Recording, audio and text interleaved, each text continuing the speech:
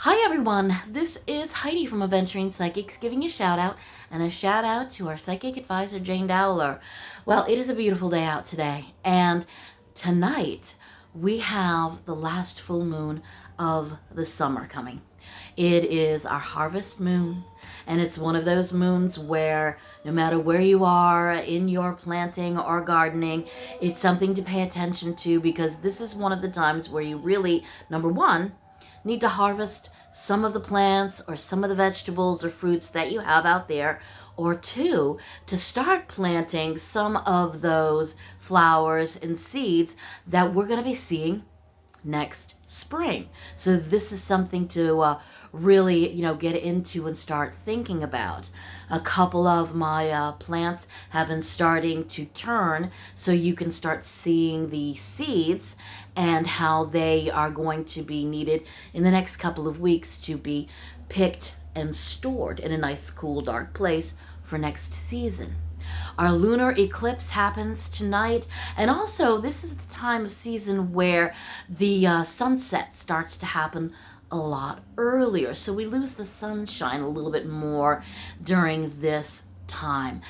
Next week we are having the fall equinox happen, so now we're just starting to transition over into what our fall is going to start look like. Now, also tonight, we have a beautiful lunar eclipse that's happening. So if you get a chance to go out there and witness that tonight, it is absolutely spectacular. Now, you know me, during my full moon phases, I like to put out moon water, and I also like to charge and cleanse some of my crystals, or I should say all of my crystals. Tonight, I'm not going to worry about that. I do have some crystals out here just because I like to decorate the inside of the porch. If you need your crystals charged and cleansed, even if they are out on a full moon with the lunar eclipse, you can also deactivate that by just charging and cleansing the crystals yourself. You can run them under nice warm water for a few moments, rubbing it between your palms, and that way they are cleansed and you are charging that crystal with your own energy. So nothing is really going to happen to your crystals. You can cleanse them and get them recharged. For the moon water, for me as Heidi, I don't usually put it out because when something covers up the moon, I feel like it's also not really cleansing or charging the water. It's not really doing what I need it to do. So I don't personally put out the moon water. Some spellcasters will put out moon water, and they'll save it for any kind of a spell casting that they need to do for something really big. It's sometimes life-changing events you might want to use this lunar eclipse water with. But I'll be honest with you, I don't think sometimes that far in advance to even worry about it. So since it's not a concern for me, it's nothing that I'm going to put on my plate and worry about.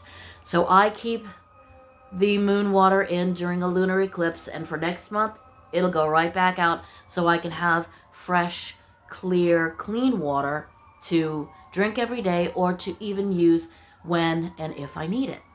So I wanted to come out here and let all of you know that our lunar eclipse is happening tonight. It's going to be the last full moon of our summer season. Fall equinox starts, if I'm not mistaken, this Sunday coming up. So again, get your gardens ready. Start to bring up everything that you need from your fruits and your vegetables, and then start planting some of that stuff that is going to be in your garden for next spring.